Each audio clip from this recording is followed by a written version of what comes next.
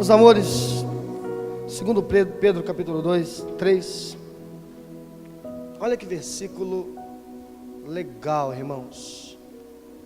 Versículo 9 diz assim: o Senhor não se atrasa em cumprir a sua promessa, como julgam alguns. Pelo contrário, Ele é extremamente paciente para convosco, extremamente paciente para convosco, e não quer que ninguém pereça, mas que todos cheguem ao arrependimento. Amém? Glória a Deus. Que texto maravilhoso, irmãos. Porque arrependimento, querido, é algo muito abordado dentro da igreja. Mas é importante nós falarmos que o homem, ele não se arrepende para então descobrir se Deus vai o perdoar ou não. Na verdade é o contrário. Quando o homem se arrepende, é porque ele está descobrindo que ele já foi perdoado, e agora ele não vai se arrepender para buscar perdão, ele vai se arrepender para sentir o efeito daquilo que ele já tem na vida dele, mas que por motivo do pecado ele ainda não sente, ele não conhece. Então trata-se de um descobrimento. Claro que a gente sabe que esse texto que está falando de promessa não está condicionado a coisas materiais. Você pode dar um sorrisinho para quem está ao seu lado e falar: tá vendo aí, bobão? Você achou que era bênçãos materiais, né? Hoje não. Essa promessa é outra. Essa promessa, pelo menos é que está aqui na Bíblia, essa aqui se refere a um tempo maravilhoso, que eu me encho muito de alegria, de orgulho para falar que nós, um dia, nós experimentaremos. Eu creio, você crê? Pois é. Você já parou para se perguntar, será que Deus não esqueceu da gente? Por que Ele não acaba com tudo logo e volta? Você já parou para analisar a respeito disso? Por que Jesus já não voltou, tipo, um mês depois que Ele subiu? Ou pelo menos uns 3 anos depois? Ou 7 anos? Ou no primeiro centenário? Ou no primeiro milênio, no segundo milênio? Sabe, irmãos,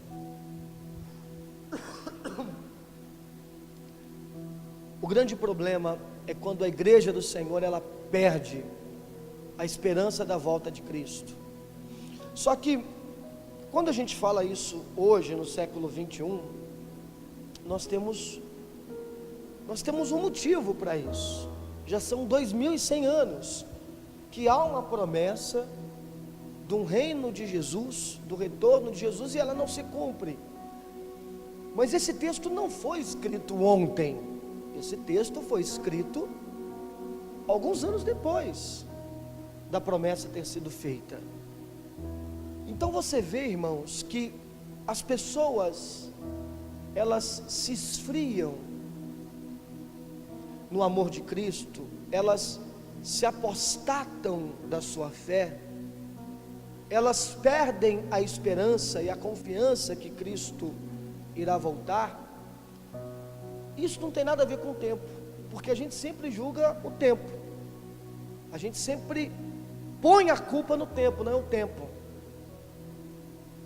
porque o mesmo esfriamento que existe em algumas pessoas hoje, foi observado pelo apóstolo Pedro 2000 anos atrás. Ele disse: alguns estão se esfriando, estão julgando que ele não vai voltar. Então, Pedro, cara, isso é fantástico. Porque Pedro ele poderia falar: irmãos, vamos ficar firme, irmãos, vamos orar mais, irmãos, cuidado, não caiam. Mas ele não simplesmente vai dar um alerta para a igreja do Senhor, como ele também vai dar um motivo. Olha o grau de intimidade com Cristo, com Jesus. Olha o nível de entendimento a respeito dos assuntos escatológicos e espirituais, né? Como se eu chegasse, vou falar para você por que Jesus ainda não voltou. Alguém diria: pastor, cuidado, você vai tirar coisa da sua cabeça. Então Pedro, ele vai trazer ao nosso conhecimento um desejo de Deus. Ele vai dizer: sabe por que Jesus ainda não voltou? Sabe por que Deus ainda não ordenou a volta do seu filho? Tem um motivo. E o desejo é: Ele quer que todos sejam perdoados. E para sentir esse perdão, para assumir esse perdão em suas vidas, é necessário que as pessoas cheguem ao arrependimento. Amém? Então ele vai usar a expressão que ele está sendo extremamente paciente. Quem é o paciente? É aquele que sabe esperar, é aquele que dá tempo. É importante nós entendermos que quando Deus derramar a sua ira sobre tudo que é ímpio, não haverá desculpa de falta de tempo, porque Ele está dando tempo para todos. E é sobre tempo que eu quero falar com você nesta noite. Amém, queridos? Porque sempre que nós vamos falar de arrependimento e de perdão, nós, aqueles que já aceitamos Cristo antes, nós julgamos já temos feito isso em nossa vida. Eu já fiz isso na minha vida e isso já passou, e agora eu recebo apenas outras coisas a respeito de Cristo para a minha vida. Sabe, querido, mas nós vamos entender que o perdão na vida do cristão, ele é um princípio ativo, ele é um sentimento, ele é um sentimento vivo, ele é permanente. Se nós perdermos a noção de perdão, do que Cristo fez na cruz por nós, do quanto nós fomos perdoados, nós perdemos também a noção da esperança dele voltar, de eu ter uma vida piedosa porque ele vai voltar. Então nós precisamos constantemente viver o perdão. Eu lembro que há um tempo atrás nós pregamos isso aqui na igreja. Viva o perdão constantemente na sua vida. E não é apenas o perdão de dar perdão para o irmão e o irmão dar perdão para mim, mas ter a noção realmente do que Cristo fez por mim. Amém? Então, se eu preciso de uma esperança ativa, eu preciso de um perdão que ativa essa esperança. E eu preciso também de um arrependimento que ativa esse perdão. Então, constantemente nós temos que viver em arrependimento. Eu gosto dessa expressão. Nós temos que viver em arrependimento. Amém? A Bíblia fala, a Bíblia nos orienta a sermos levados como ovelha ao matadouro todos os dias. Paulo disse isso em Romanos, Davi também disse isso. Então todos os dias ter um tipo de sentimento do qual em alguma coisa o Espírito de Jesus, através de sua palavra e sua presença em mim, me condene a respeito de algo do qual minha carne possa se inclinar, me confronte a respeito de algo do qual eu esteja sendo tentado. Então nós precisamos de um constante arrependimento. Não estou dizendo que você vai, presta atenção, não estou dizendo que você vai se arrepender porque o primeiro arrependimento não valeu, não é isso. Mas recebeu, se arrependeu, recebeu o perdão e a esperança, viver submerso neste sentimento constantemente. Ou seja, permitir que esse arrependimento e esse perdão e essa esperança tenha validade permanente na sua vida enquanto você estiver por aqui.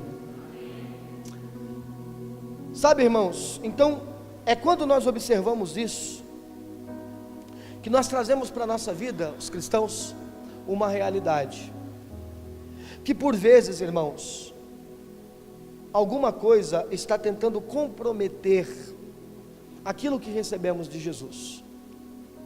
Só que Deus, Ele é misericordioso. Se Ele acabasse com tudo, voltasse, Ele entraria em confronto com a sua própria graça, com a sua misericórdia. Através de Cristo, então Ele deseja que todos os homens sejam salvos por intermédio da graça e de todo o esforço de Jesus.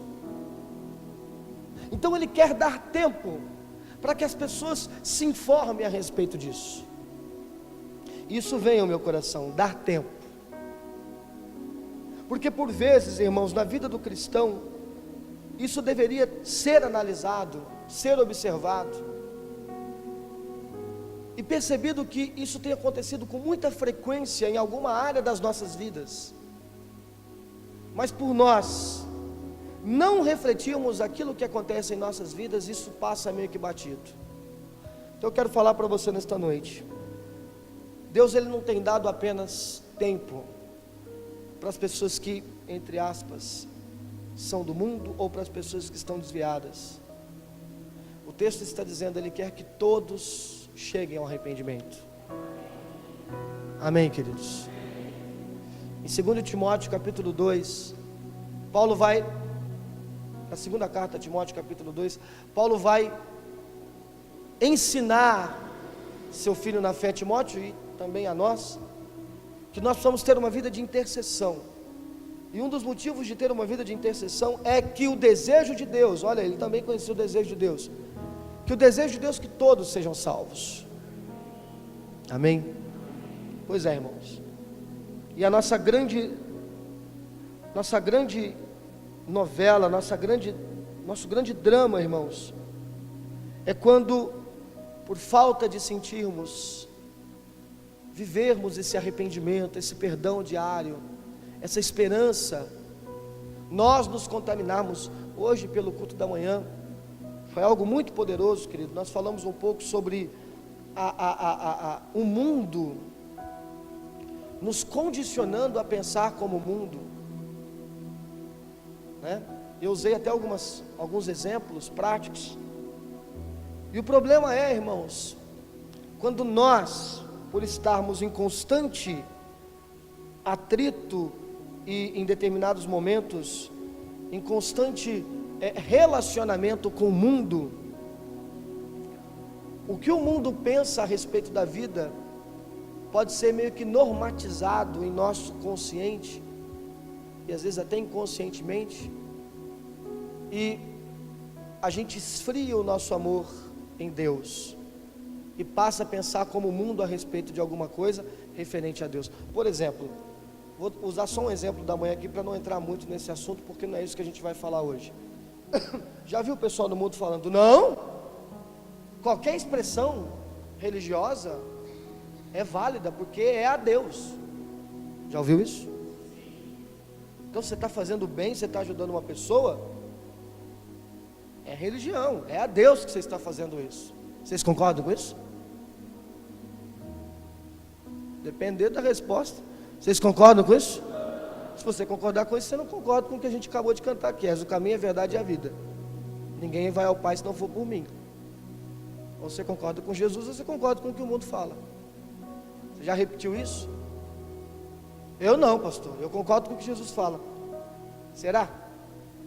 E quando o irmãozinho chega na igreja e fala assim, ó, eu estou tendo problema na minha congregação, e lá eu estou sendo exortado, e pode ser que Deus está querendo trabalhar na vida dele porque ele está sendo exortado, mas ele não aceita. Aí ele fala assim, ó, eu faço a obra em qualquer lugar, eu sirvo a Deus em qualquer lugar, não é? Você entende como não há diferença nenhuma do que o mundo pensa e o que essa pessoa está pensando? É porque, irmão, eu não estou sendo aqui categórico, tá? Há exceções. Então repare como há uma consciência secular, mundana, sendo de forma coercitiva, alinhada ao pensamento, alinhada não, ela está alinhando, ela está condicionando o que a igreja pensa, e Pedro estava muito preocupado com isso, e ele vai dizer, Deus está dando tempo, ele está falando da volta de Jesus, ele está falando da grande promessa, ele está incentivando as pessoas a terem uma vida piedosa, o restante do versículo você conhece bem, que ele vai falar sabendo que tudo que acontecerá, que vai acabar tudo, que tipo de pessoas a vez de ser, aí ele vai indicar como nós temos que ser, pessoas que vivem fala, irmãos, meu Deus, fala, pessoas que vivem em santidade e piedade. Vocês estudaram tanto isso aqui? Então esse é o tipo de pessoas que vocês precisam ser. Então ele está preocupado com o tipo de cristianismo que as pessoas estão vivendo, e ele vai falar, nesse tipo de cristianismo, Deus ele está dando oportunidade para que todos se arrependam, porque alguns estão se perdendo. Irmãos, então eu quero dizer para você nesta noite, Deus ele tem te dado tempo, e eu não vou usar esta ministração para levar ela para o lado terrorista, onde eu chego aqui e falo, tá vendo, Deus está te dando tempo, então louco se hoje te pedirem a tua alma, pode ser o seu último culto, porque amanhã você pode morrer, e se você morrer amanhã, como será a sua eternidade? Eu sei que isso mete medo em muita gente, mas isso não é o suficiente para moldar em você arrependimento, porque se você estiver em determinado lugar, em segurança, e você falar, bom, se eu for morrer, 10 segundos que eu tiver, eu me arrependo e Jesus me salva, porque o arrependimento não importa, o que importa é o sentimento. Então se eu estiver caindo do prédio, me arrepender, Ele me salva, beleza. Então há meios de você burlar esse suposto medo do que pode acontecer se você continuar vivendo no pecado, distante de Cristo, com sentimentos ruins no seu coração, você vier morrer.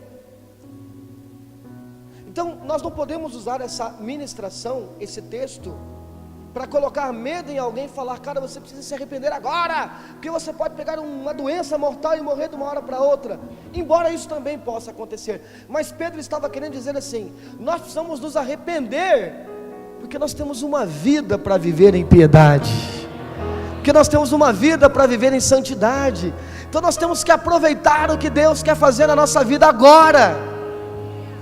Claro que é lindo, irmãos, é o que eu mais quero, ver o que Deus vai fazer em minha vida na eternidade, mas se Ele não voltou e Ele está me dando a oportunidade e me mantendo vivo, é porque Ele quer fazer algo em minha vida nesta era, nesse tempo, e Pedro quer que os irmãos aproveitem esse tempo. Que tipo de pessoas vocês serão?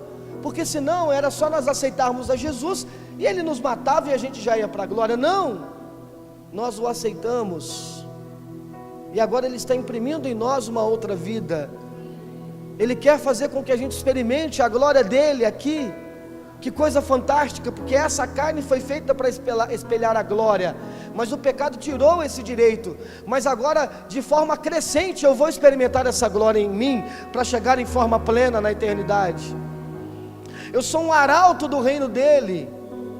Então são experiências maravilhosas, que dentro desse regime chamado santidade e piedade, os cristãos irão aproveitar. Por isso eu digo para você, não se arrependa hoje, irmão, porque você pode morrer amanhã. Se você não se arrependeu, você já está morto.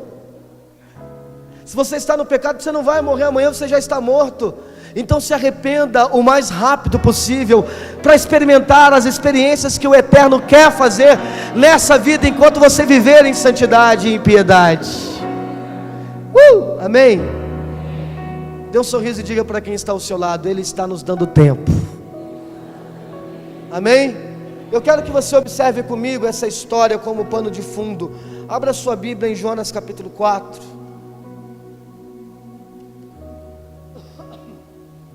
Tudo bem, Douglas? Tá com frio não? Tá quentinho. Jonas capítulo 4. Jonas é meio difícil de encontrar, irmãos. Fica aí no meio do Velho Testamento, mais para o final. Você quebra para a direita ali e vai reto até chegar, e você chega, tá bom? Fica antes de Miqueias, irmãos, depois de Amós. É fácil achar, né? Olha aí, ó. Tem gente que sabe achar direitinho, né, irmãos, o livro da Bíblia, que decorou a sequência. Quem decorou a sequência, irmãos? É Gênesis, Êxodo, Levítico, Número, Deuteronômio, Josué, Juízo, Ruth. Não, pera aí. Samuel, Reis, Crônicas. Crônica, tem 2 crônicas, né? 2 ou 3? 2, né? 3? Tem 2. 2 crônicas, depois é Esdras, Neemias, Jó, Esther, Jó, Salmos, Provérbios, Eclesiastes, Cantares, Neemias, Albuquerque, qual mais? Aí vai reto, né? Até chegar em Apocalipse. Amém? Jonas capítulo 4. Jonatas capítulo 4. Versículo 1 diz assim: entretanto, Jonas ficou extremamente decepcionado com tudo isso, irou-se sobremaneira. Então orou Yahvé e desabafou dizendo: Eterno, pois não foi exatamente isso que eu disse quando estava na minha casa? Foi por esse motivo que decidi fugir para Tarsis. Eu sabia que tu és El, Deus misericordioso, compassivo, olha aí, longânimo, rico em amor, e que ameaças castigar, mas te arrependes. Ó Yahvé, agora portanto tira minha vida, eu te rogo, afinal é para mim melhor morrer do que seguir vivendo. E Yahvé lhe questionou: mas você tem razão para se enfurecer dessa forma? Então Jonas saiu para consolar-se num lugar a leste, oriente da cidade. Ali armou uma tenda, sentou-se, e debaixo dela a sombra, até ver o que mais aconteceria com a cidade. E Yahvé Elohim, Deus, fez crescer uma espécie de mamoneira sobre Jonas, a fim de oferecer mais sombra e conforto à sua cabeça, tirando do calor excessivo. E Jonas ficou bastante alegre por causa da planta. Todavia no dia seguinte, ao alvorecer, Deus enviou uma lagarta, que atacou o arbusto, que sendo frágil secou. Logo que apareceu o sol, Deus trouxe um vento oriental muito quente e seco, e o sol fustigou a cabeça de Jonas a ponto de ele quase perder os sentidos. Por isso ele desejou morrer e exclamou: para mim melhor morrer do que continuar vivendo. Contudo Deus questionou a Jonas outra vez: tens motivo para estares tão furioso por causa da planta? Ao que replicou Jonas: sim, tenho. Estou irado a ponto de preferir a morte. Entretanto Yahvé ponderou-lhe: ora Jonas, tens compaixão desta planta, embora não tenhas cuidado dela, nem a fizestes crescer, nem a podastes. Ela simplesmente nasceu numa noite, na outra noite morreu. Por outro lado, Nínive tem mais de 120.000 seres humanos que não sabem nem discernir entre a mão direita e esquerda, tampouco entre o bem e o mal, além de muitos animais inocentes. Não haveria eu de ter pena desta grande cidade? Queridos, a gente já falou bastante sobre Jonas aqui na igreja, um dos motivos do porquê Jonas não queria ir, de todo o fator histórico, de tudo que cercava ali. A gente abordou muito essa história aqui. Ele foi lá, pregou depois daquele advento lá do grande peixe, enfim. Vamos observar aqui o final da história. Ele prega na intenção que a cidade não se arrependa. Na intenção não, ele prega achando que a cidade não se arrependeria, mas ela se arrependeu, jejuaram, se consagraram e aceitaram a palavra, e Deus falou: eu preciso ter misericórdia deles. ele fica chateado ao ver Deus tendo misericórdia. E ele vai falar: está vendo por que eu não queria ir? Porque eu sabia que se eu profetizasse sobre aquela cidade, eles se arrependeriam, e o Senhor perdoaria. E o grande problema é que eles são uma grande nação. Irmãos, e mal sabia o povo de Deus que esse povo tramava um ataque, e esse ataque ele acontece a Israel muito por conta do pecado do povo de Deus, de forma até punitiva a eles. E Jonas, preocupado com a sua condição de profeta, como ficaria nisso tudo? Eu profetizei o arrependimento a um povo que depois se levantou contra o meu povo. Estranho, né? Então ele, mais preocupado com o seu título profético, sabendo que Deus poderia perdoar aquele povo, não queria ir. E foi exatamente isso que aconteceu.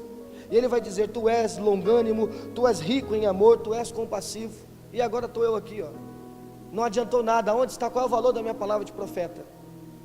E aí Deus ele vai trabalhar na vida de Jonas. Amém, queridos? É importante falar, irmãos. Repare como Deus estava dando tempo ao povo de Nínive, como Deus queria salvar aquele povo. E agora Deus tem que trabalhar na vida de Jonas, na vida do cara que supostamente sabia o que era arrependimento e pregava sobre arrependimento, porque Deus estava alcançando o povo pecador com a sua misericórdia, mas não estava enxergando esta misericórdia vingente na vida daquele que pregava o arrependimento. Ou seja, o cara está pregando sobre arrependimento, porque Deus pode destruir tudo. Então esse é o cara que tem que saber de misericórdia, mas ele não sabe o que é misericórdia. E Deus está dando misericórdia para um povo, mas ele não consegue compartilhar essa misericórdia com o pregador, com Jonas. Então a questão, irmão, não é nós julgarmos o mundo por um suposto arrependimento que não existe, que não há, que você não percebe no mundo, por um suposto arrependimento ausente no mundo, por um perdão que o mundo não consegue receber. O problema é quando isso começa a se tornar ausente em nós, no povo de Deus. E aí Deus ele começa a trabalhar para mudar o nosso coração. Eu ouvi uma frase outro dia que me deixou preocupado, porque não foi ouvida de um cristão, de um pregador, de um ministro do Senhor. Porque se assim o fosse, nós aceitaríamos como exortação prática. Mas eu ouvi de um ateu, filósofo, famoso, artista, que não tem nenhum compromisso com a palavra de Deus. O compromisso dele é apenas sociológico. E o problema é quando o mundo está percebendo o que eu vou falar agora. E ele vai dizer o seguinte, foi até o Leandro Carnal que eu vi dizendo. E ele vai dizer: o grande desafio hoje é você tentar cristianizar os cristãos. Então é complicado, embora seja um cara que estude bastante o cristianismo, então ele tem um olhar um pouco mais aprofundado a respeito da causa, mas é um grande problema quando o mundo começa a perceber isso. Estava lendo hoje pela manhã um livro do Schaeffer, e ele vai dizer que o mundo não vai parar para nos ouvir, se o mundo não perceber que a mensagem de amor que a gente prega, nós compartilhamos entre nós. E aí está o problema, irmãos. Quando pontos que possivelmente poderiam desabonar a conduta de um cristão, que jamais deveriam ser observados na vida desse cristão, agora são, digamos que, são claros, são visíveis.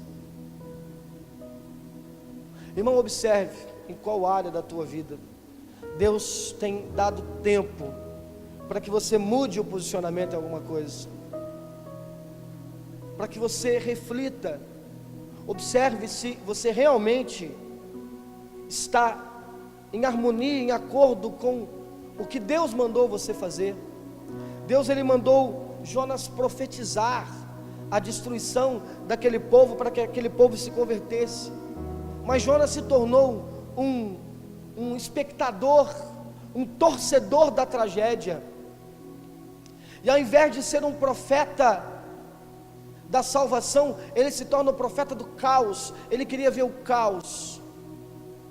Sabe, irmãos, a gente corre o risco de sermos chamados por Jesus para fazer tantas coisas maravilhosas, mas por esse reforço do mundo,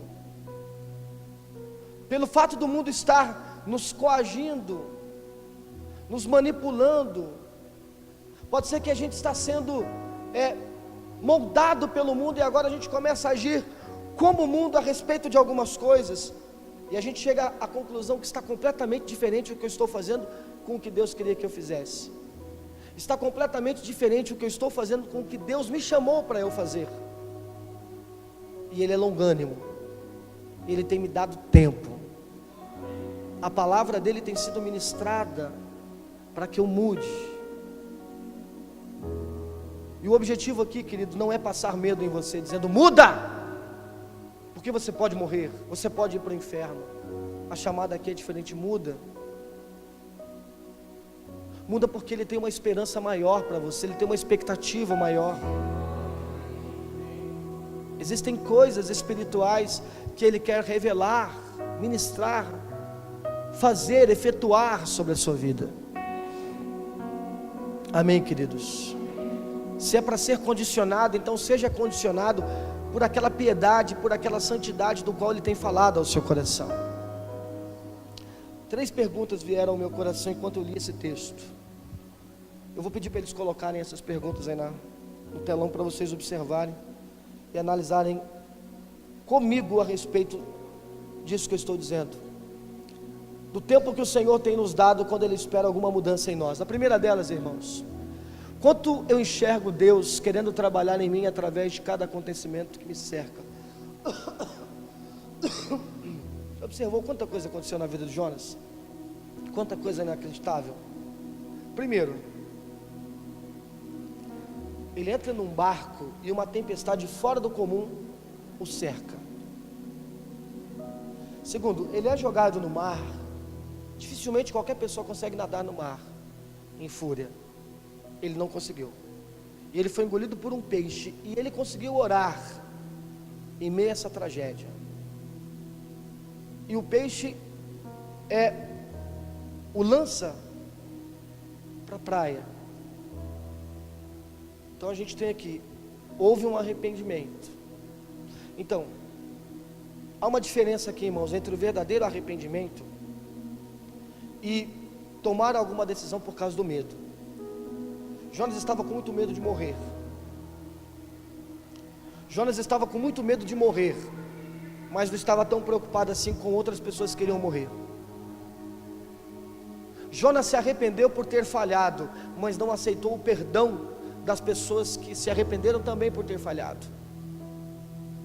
Olha quanta coisa acontece, até que ele chega ao ápice da coisa. Ele pega, entre aspas, o pior povo que ele considerava no mundo, do qual ele jamais acharia que pregaria e as pessoas aceitariam, e acontece o contrário, elas aceitam. E ele não consegue perceber, irmãos, que o objetivo de Deus não era apenas levar um profeta, não era levar um profeta a Nínive, porque Deus poderia pegar uma outra pessoa, inclusive alguém de Nínive, mas a questão aqui, Deus o queria como seu profeta. Irmãos, olhem para o Velho Testamento, e quantos profetas nós temos, você vai contar nos dedos. Então ele era um escolhido do Senhor, para representar a misericórdia. Então Deus queria que ele entendesse isso, mas ele não conseguia entender, ele não conseguia observar o quão importante era a sua missão, o quanto Deus estava trabalhando em tudo aquilo que estava acontecendo, que não era um simples acaso.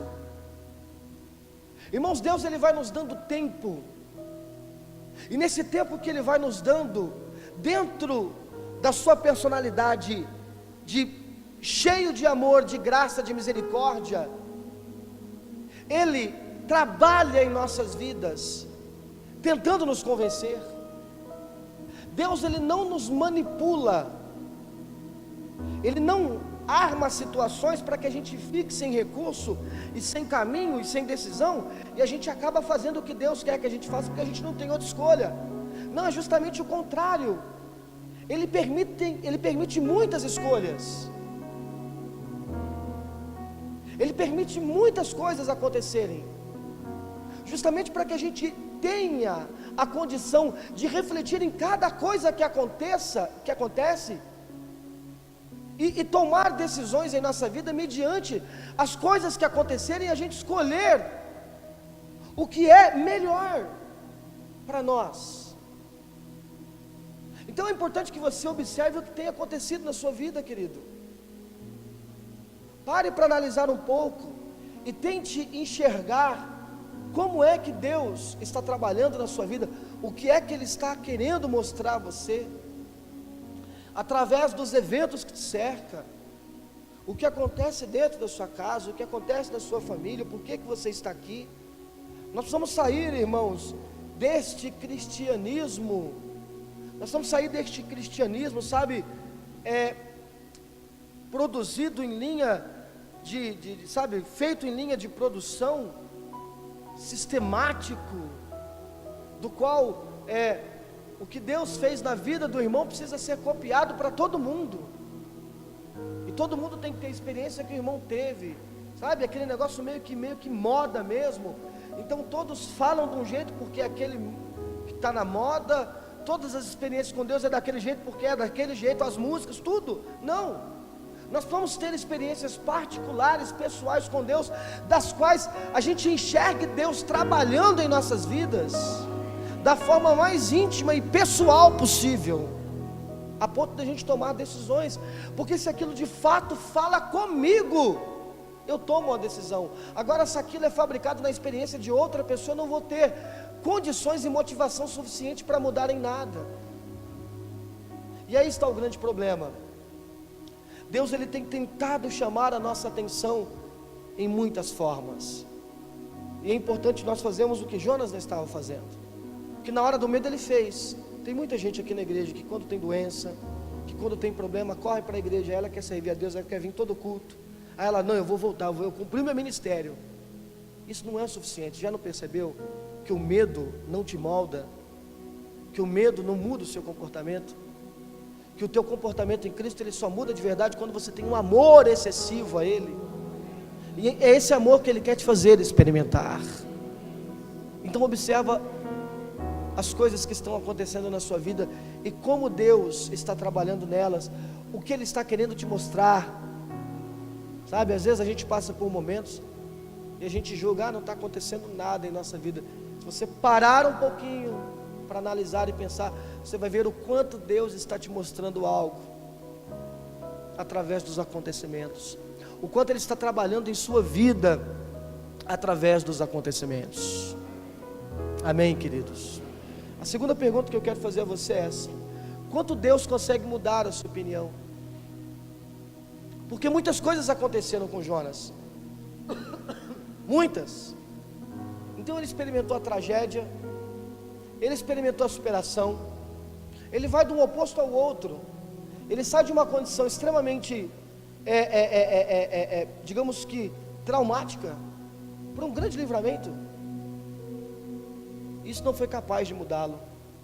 Sabe, irmãos, só tem uma coisa que realmente faz o homem experimentar o arrependimento e o perdão sobre a sua vida: um coração quebrantado em arrependimento. É esse coração que Deus não rejeita. O resto, todas as tentativas serão insuficientes. Se você não se colocar na condição de alguém que está quebrantado e disposto a ouvir, não adianta o que Deus vai falar a você, porque tudo que Ele falar a você será seguido de uma réplica, seguido de uma resposta. Sabe, irmãos, por vezes Deus, Ele não tem conseguido mudar a nossa opinião.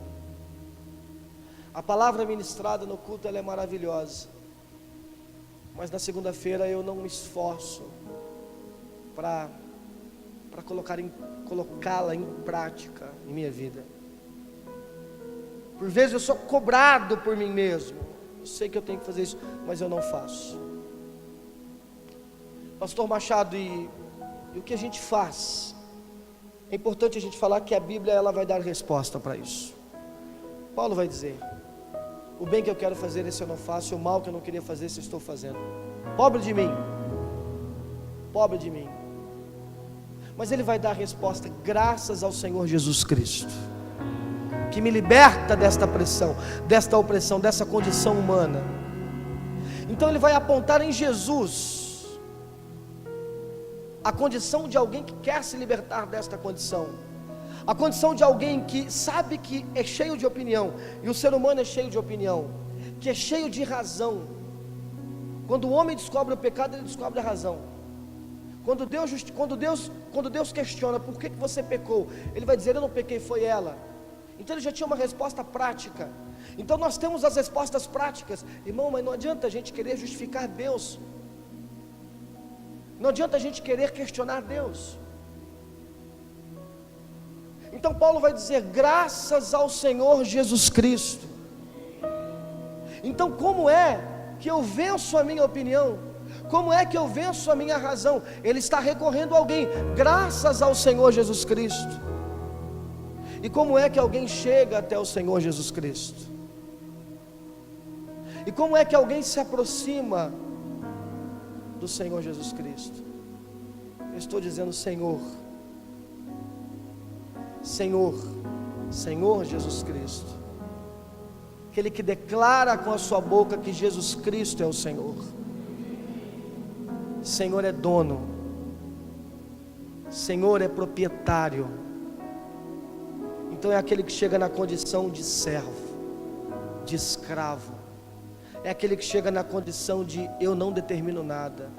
Um dos que estão te adorando batem no peito e diz: somos dignos de te adorar, cumprimos os mandamentos, fizemos tudo o que a Torá mandou a gente fazer, então estamos aqui reverenciando o Senhor Yahvé. Outro dizia: eu não sou digno nem de olhar para ti, tamanho pecador eu sou. Eu só bato no meu peito só e baixo a cabeça. E Jesus vai perguntar: quem é que voltou para casa perdoado? Você sabe quem é que voltou para casa perdoado. Se você quer que Jesus mude a sua opinião, se você tem percebido que Deus ele tem te dado tempo para você mudar algumas coisas em sua vida, é hora de você começar a agir não mais como dono da sua vida, mas tendo Jesus como dono da sua vida. Amém, querido? Porque aí o que prevalece é a opinião dele, o que prevalece é a vontade dele. Amém? E a última delas: como eu reajo quando Deus me contraria? Como eu tenho reagido? Porque aqui a gente tem um homem, nós temos um homem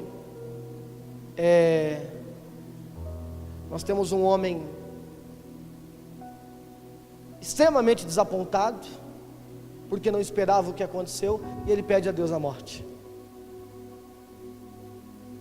Como eu estou reagindo quando o Senhor Jesus tem me falado não? Será que nós conseguimos dizer sim para Jesus quando Ele nos fala não? Essa é a grande pergunta, irmãos. Sabe por que essa é a grande pergunta? Porque nós podemos falar para as pessoas que nós estamos fazendo a vontade de Jesus facilmente, e as pessoas vão acreditar nisso. Outro dia a irmã saiu aqui da igreja, não quis ser mais membro aqui. Eu não tenho nada contra quem sai da igreja aqui, irmãos, que eu acredito que toda a igreja que está pregando o Evangelho de Jesus Cristo é uma igreja santa do Senhor. Mas ela falou para um monte de gente: eu estou fazendo o que Jesus quer. Tá, quem vai provar que isso é verdade ou não? Ela pode estar dizendo que é verdade, eu posso falar que não é. Quem é que determina? No final a gente vai saber se isso é verdade ou não. Tem uma pessoa que consegue determinar se isso é verdade ou não. Quem, pastor? Jesus? Sim, também. Mas tem uma outra pessoa, quem? Eu sei quando é verdade. Eu sei quando Cristo realmente espera que eu tome determinada decisão. E eu sei quando o meu coração está me enganando. Agora a questão é, quando isso acontece, quem eu ouço? Eu dou razão ao que Cristo tem falado ao meu coração, ou eu dou razão ao que minha carne está impondo e usando indevidamente a suposta vontade de Deus para aquilo que eu quero fazer? Porque aí é muito grave, irmãos, porque aí é muito sério, porque aí nós estamos acarretando para as nossas vidas um peso de apostasia tão grande, do qual nós não conseguiremos mais nos livrar desse afastamento. Então pense muito bem, em qualquer que seja a sua decisão, irmãos, por mais que você vai falar que você está fazendo o que Jesus queria que você fizesse, não adianta você convencer as pessoas, você precisa convencer você precisa convencer Jesus. Então a questão aqui não importa, mas os irmãos estão achando, não importa, claro, em determinado momento isso também é relevante para os irmãos, mas primariamente, o objeto que mais poderá sofrer as consequências daquela decisão, ou os benefícios, é você mesmo. Então a questão não importa se os irmãos estão achando que é bonito, que é de Deus, que é uma decisão maravilhosa, o que importa é se eu realmente sinto e sei que aquilo está sendo feito no centro da vontade de Deus para a minha vida. Porque às vezes as pessoas já acham maravilhoso o que você está fazendo, irmão. Não basta as pessoas acharem maravilhoso, eu quero saber o que Cristo pensa a respeito disso. Não é verdade, irmãos? Amém? Então, deixa Ele mudar a sua opinião. Observe o tempo que Ele tem te dado, e observe também como Ele tem se manifestado, sabe, o que Ele permite acontecer no seu campo de trabalho, na igreja, com as pessoas que te cercam. E se caso a sua opinião tem que ser mudada, deixa Ele trabalhar e mudar a sua opinião. Aproveite o tempo que Deus tem te dado.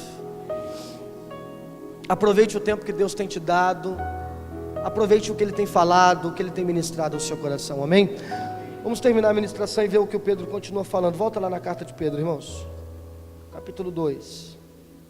Capítulo 3, né? Capítulo 3.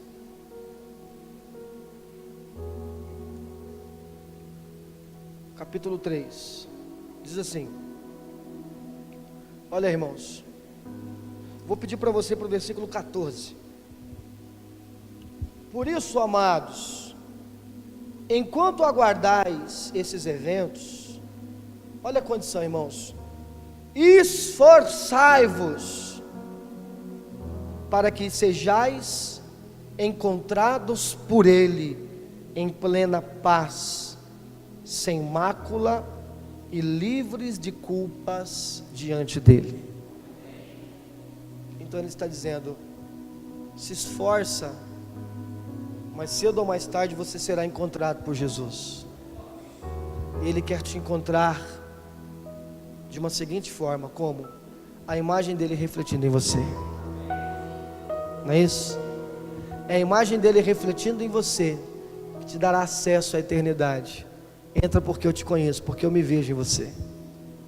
Enquanto o pecado, enquanto as máculas, a sujeira estiver manchando essa imagem, essa identidade não pode ser revelada. Então é importante que você se esforce para viver em santidade e piedade. Que você aproveite o tempo de arrependimento, o tempo de perdão, o tempo de visitação, o tempo de conserto, cada momento que o Senhor tem te dado. Em Hebreus, eles vão dizer, em Hebreus o apóstolo vai dizer assim, ó, o tempo é hoje. Sabe, irmãos, é incrível o poder de arrependimento que nós temos. É incrível o poder de arrependimento. Eu vejo em alguns cultos aqui, irmãos, que quando é ministrado, sabe, aquela mensagem com aquele apelo e tal, e a gente chora, e a gente cai. É incrível a nossa força de arrependimento, o apelo que a gente tem para se arrepender. Mas é incrível também como isso dura pouco. É incrível também como o irmão fala, verdade, agora eu vou voltar, eu vou ganhar alma. O irmão passa um mês, nem vem para a igreja, irmão. Se o irmão nem vem na igreja, que dirá orar? dirá ler a Bíblia? Porque o mais fácil da piedade é vir na igreja, irmãos, porque a gente já faz isso cotidianamente. Não, eu leio em casa, amém. Você está falando que lê, beleza, mas quem te julga é você mesmo. Então ele está dizendo, chama hoje o tempo. Acorde todas as manhãs, sabendo que alguma coisa, o pecado que ainda habita em você vai te condicionar, o mundo do qual você se relaciona vai te condicionar a pecar, e naquele dia o arrependimento, o perdão e a esperança precisa estar ativo na sua vida, para você se manter em santidade e em piedade, em glória crescente, na esperança que será encontrado por Jesus e ser aceito por Ele. Amém, queridos? Considerais, isso é um fruto de esforço. A gente não se esforça para receber a graça. A gente ia mudar aqui o processo de soteriologia, né? A gente não se esforça para receber a graça, a gente se esforça para se manter na graça. Amém? Tem seu esforço, tá? Não existe vida com Cristo se não tiver esforço. Põe no seu coração. Considerai que a longanimidade do nosso Senhor é uma oportunidade para que possais receber a salvação, assim como o nosso amado irmão Paulo também vos escreveu, de acordo com a sabedoria que Deus lhe concedeu. Então aqui Pedro ele vai chancelar a autoridade apostólica de Paulo, e ele vai alimentar a consideração, a alta consideração que ele tinha, tanto pela vida de Paulo, quanto pelo ministério dele. Amém, queridos? Embora em algum momento ali, ele acabou sendo exortado pelo Paulo. Então ele vai dizer, olha irmãos, considerai o tempo que o Senhor nos dá, considere o tempo que Ele está nos dando, como uma oportunidade para a gente receber a salvação. Irmão, olhe para mim, você consegue imaginar, irmãos, eu estou falando de alguém que perdeu a noção da misericórdia de Deus, cumprindo um ministério. Você consegue imaginar, irmão, que o que eu faço para Deus, se for interpretado da forma errada, pode mudar de papel na minha vida, e ao invés de ser edificante e agregar salvação sobre a minha vida, pode me separar dela, pode me afastar dela. Estou falando de ministério, de coisas que nós fazemos para Deus. O que dirá de outras coisas? Tudo tenta ocupar o lugar de Jesus na sua vida, desde as coisas mais inocentes até as coisas mais pecaminosas, supostamente pecaminosas. Não pense que é só o pecado que tenta te separar de Jesus. Não, teu trabalho também tenta. O namoro, o noivado, o ministério, tudo. E quando a gente ora, buscai primeiro o reino, é porque nós demos o devido lugar, o primeiro lugar a Ele, não aceitamos para a nossa vida uma opção contrária disso. Então Ele está querendo dizer, então aproveite o tempo, para que você continue ganhando a salvação. A gente tem em mente que a gente recebeu a salvação e agora está tudo bem. Ele está pregando para crente, e Ele está dizendo, ganhe a salvação. Nós recebemos a salvação e continuamos ganhando ela, até chegar à eternidade, queridos. Aproveite o tempo que o Senhor tem te dado, para rever valores. Olhe para a igreja de Éfeso. Olhe para a igreja de Éfeso. A igreja de Éfeso é um exemplo prático para nós. Era uma igreja que trabalhava, era uma igreja que estava no Senhor. Leia as cartas de Paulo para Efésios, para os Efésios. Uma carta maravilhosa. Parece que não tem problema naquela igreja. Parece que é uma igreja exemplar. E Deus vai enxergar um problema, e Ele diz, eu quero que vocês mudem, eu estou dando tempo para vocês mudarem, porque alguma honra que vocês têm pode ser perdida. Irmão, olha para cá, presta atenção. Para de se alegrar com o que as pessoas estão pensando ao seu respeito. Você sai muito feliz quando todo mundo te acha de Deus. Você sai muito feliz quando todo mundo te acha uma bênção. Você precisa ter dentro de você um senso de avaliação que te condene, que te confronte, quando Jesus apontar erros na sua vida e as pessoas não. Quando Jesus identificar erro em você e as pessoas não. seja avaliado pela consciência que o Espírito Santo tem manifestado dentro de você, e promovendo avaliações que vão desde a reprovação até a aprovação, porque por vezes também para os homens pode ser que você esteja fazendo tudo errado. Alguma decisão você pode tomar e alguém vai falar assim: o que é isso que você está fazendo? Que decisão é essa? Mas aquilo seja o que Cristo espera na tua vida. Amém, queridos? Ouvi outro dia um pastor pregando, e ele tinha uma empresa de engenharia grande, e ele vendeu a empresa dele, pegou todo o dinheiro e foi para Cuba pregar lá. A família dele disse: você está doido. Pois é, pode ser que em alguma das suas decisões você escolha Cristo e as pessoas não entendam. Então o seu senso de avaliação tem que ser promovido pelo Espírito Santo. Amém? Veja o tempo que Deus está te dando e seja ministrado nisso. A palavra aqui é: nós precisamos de tempo. Sempre lembro de uma palavra que a gente ministrava muito quando namorávamos, eu e a Juliana. Moisés, sempre que precisava falar com Deus a respeito de alguma coisa, saía do meio do povo, ia até o monte, e ali Deus revelava exatamente o que ele queria, o que ele esperava. Pode ser que você está tentando ouvir Deus acompanhado de muitas vozes, inclusive do que você pensa. Talvez seja a hora de você, como a gente canta, que ficar sós, né? Ir para o monte. O processo aqui não é literário não, né, irmão? Aí eu vou lá para o monte do Cocaia. Eu até indico você não ir, porque se tem uma coisa que você não vai conseguir lá é ficar sós e orar. Sempre vai aparecer um irmão com um pandeiro, um amigo do Vinícius, com um pandeiro na mão para te atrapalhar. Não é verdade, Vinícius? Você vai, é vaso.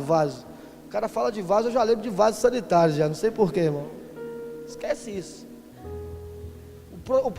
A questão aqui não é oração, então eu vou ficar trancado no meu quarto, pastor. A questão aqui é comportamental. Amém, queridos? É diário, é cotidiano. Entendeu? Então observe o que Deus está querendo te mostrar. Enxergue, ouça o que Ele tem falado a você. Ele escreve do mesmo modo, olha o que Pedro fala de Paulo. Ele escreve do mesmo modo em todas as suas epístolas, discorrendo nelas sobre esses assuntos, nas quais existem trechos difíceis de entender, os quais são distorcidos pelos ignorantes e insensatos, como fazem também com as demais escrituras para a própria destruição deles. Sendo assim, amados, estando bem informados, guardai-vos para que não sejais conduzidos, olha, pelo erro e sedução dos que não têm princípios morais, vindo a perder a vossa segurança e cair. Antes crescei na graça, no conhecimento do nosso Senhor e Salvador Jesus Cristo. A Ele seja a glória e no dia eterno. Amém. Irmãos, ele está dizendo aqui, ó, pegou a carta? Observe o que a palavra está sendo ministrada a você. E aqui tem uma exortação para nós, hein? Ele está dizendo assim: só que essas cartas, elas são difíceis de entendimento, então alguns distorcem. Sabe o que ele estava querendo dizer? Ele estava querendo dizer que a complexidade das cartas de Paulo se dava no princípio que você podia ler, entendê-la segundo o que o Espírito Santo espera, mas também modificá-la.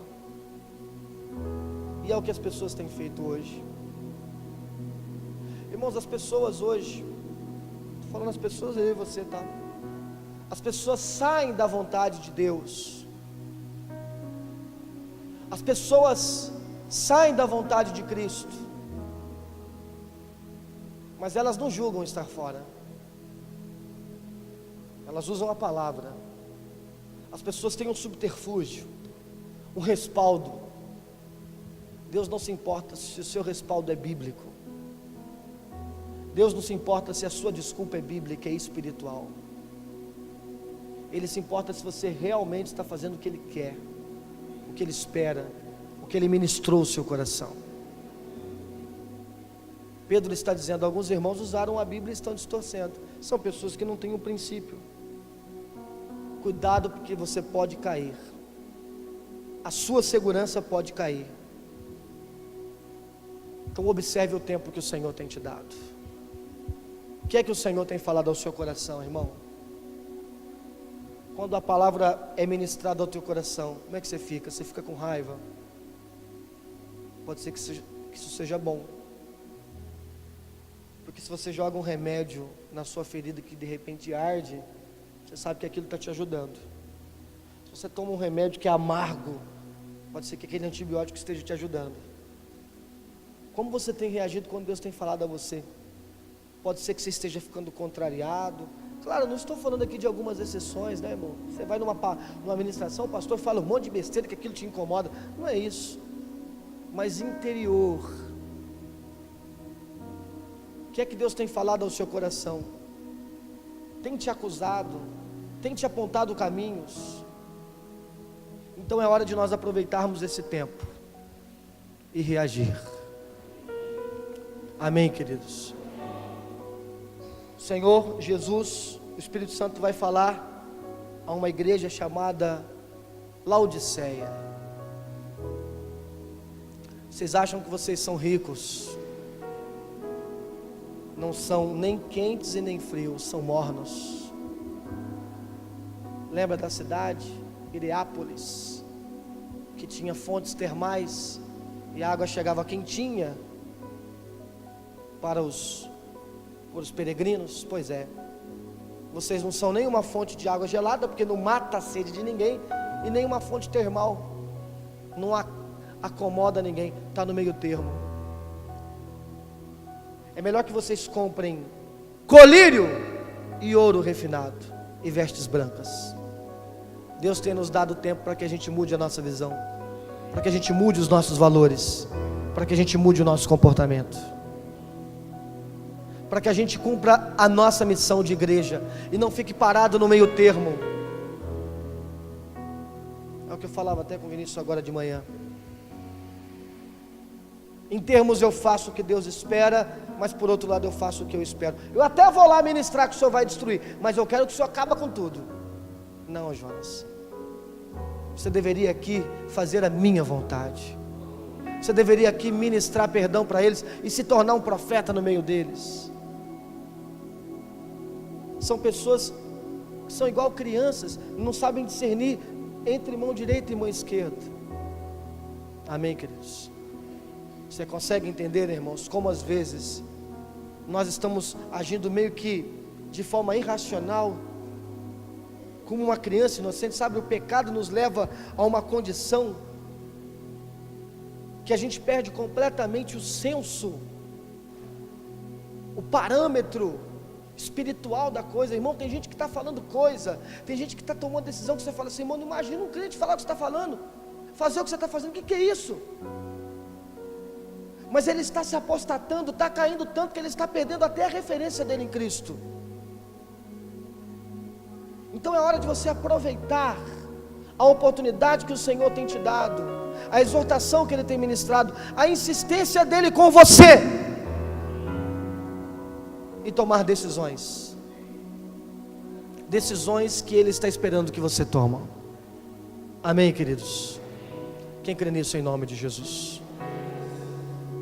Deus tem pedido para a igreja dele mudar, porque Ele está esperando mais da igreja dele. Deus, Ele tem pedido para a gente mudar o nosso posicionamento, porque Ele tem esperado mais de nós. Quantos creem nisso em nome de Jesus? Pastor, se o senhor abordasse a questão da eternidade, era melhor, hein? Que é melhor a gente se arrepender, porque a gente vai morrer. Pois é. Enquanto Jonas estava com medo, ele se arrependeu. Quando ele não estava mais com medo, ele quis a morte de todo mundo. Talvez seja melhor você pensar que sem arrependimento você já está morto. Mas se você ousar desafiar a sua carne e fazer o que Jesus espera, há uma vida te esperando. Há coisas maravilhosas que Cristo quer fazer em sua vida. Amém? Glória a Deus. Aplauda Jesus, irmão.